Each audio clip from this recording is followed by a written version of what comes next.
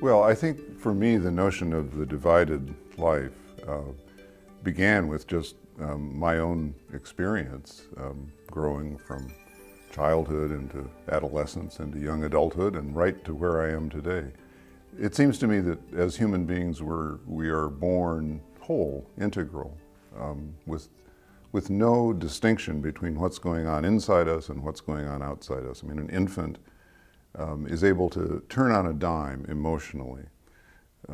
What you see is what you get. Rage one moment, joy the next moment. There's no governor in there saying, in order to keep myself safe or acceptable in the external world, I better cover up this feeling and express this other feeling.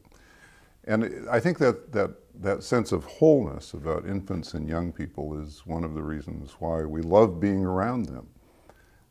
This is what it means to be a real human being. And there's a joy in seeing that, and there's also a kind of wistfulness, I think, that happens in adults that is around the question, whatever happened to me? How did I lose that integral quality, that capacity to be here as I really am?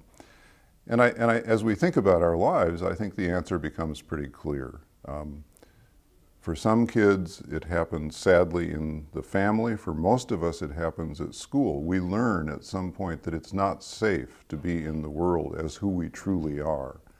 That if we express our true feelings, our true identity, we're going to get marginalized. We're going to get ignored. We're going to become invisible, or we're going to be disliked or even hated.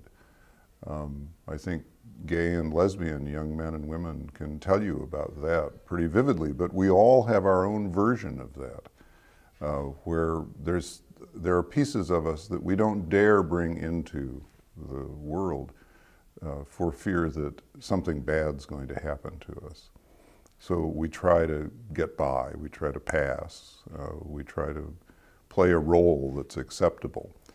But then there comes a point in life when that divided life, that gap between who we really are and the face we put on for the larger world becomes painful. It doesn't happen for everybody. Some people adjust to it. Some people live their whole lives that way.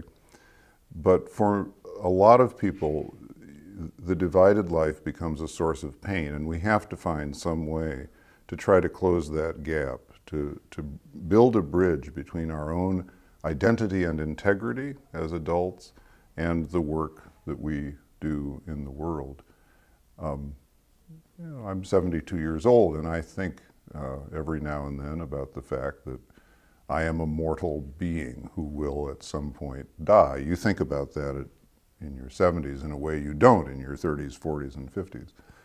And it's often come to me that I can't imagine any sadder way to die than with a feeling that I never showed up in this world as my true self. But I can't imagine any more satisfying way to go out than to be able to say, to the best of my ability, in the work I did, in the relationships I held, in the associations I had, and in the activities I engaged in, I was there as who I am. I was there with my best gifts. I was there with a sense of possibility. I was there with my own struggle and my own suffering. I was there honestly and truly and real in 3 dimensions. So I think we have a lot of people coming to us who are doctors, who are teachers, who are attorneys, who are clergy persons, who are nonprofit leaders, who are in politics, who want to show up in their important worlds of work with more of their identity and integrity in hand, with more of their selfhood, with more of their true values and their true gifts, who don't want to wear that mask any longer, who don't want to play the game of the divided life, and who know that if they're able to do that, not only will they become more fulfilled in the work they do, but they're much more likely to serve the people they want to serve better. The teacher who is fully present as a real person is connecting with kids because kids find that teacher safe.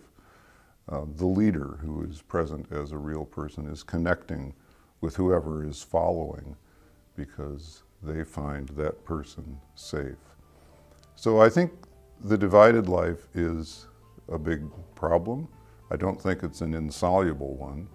And I think we've created processes that have helped lots and lots of people bring their inner truth and their outward work in the world closer together with great benefit to them, to the people they serve, and to the institutions in which they work.